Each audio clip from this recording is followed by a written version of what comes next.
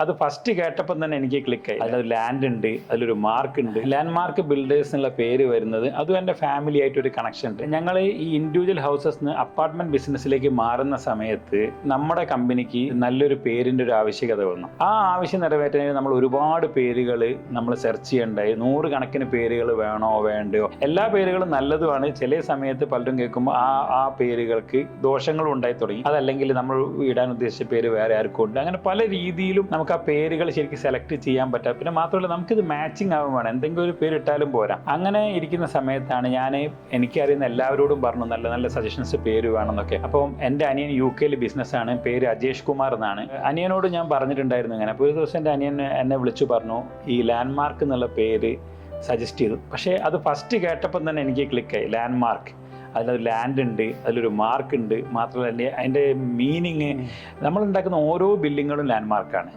അതൊരു നാടിൻ്റെ ലാൻഡ് മാർക്കാണ്. അത് മേടിക്കുന്ന ആളെ ലാൻഡ് മാർക്കാണ്. അതുകൊണ്ട് തന്നെ ഏത് അർത്ഥത്തിൽ നോക്കിക്കഴിഞ്ഞാലും നമ്മുടെ ബിസിനസ്സിന് ഏറ്റവും അനുയോജ്യമായിട്ടൊരു പേര് കേട്ടപ്പം തന്നെ നമുക്ക് തോന്നി. അപ്പം ആ പേരിനെ നമ്മൾ സ്വീകരിക്കേണ്ടായി. നമ്മുടെ കമ്പനിയുടെ പേര് ലാൻഡ് മാർക്ക് ബിൽഡേഴ്സിന് ഇടുകയുണ്ടായി.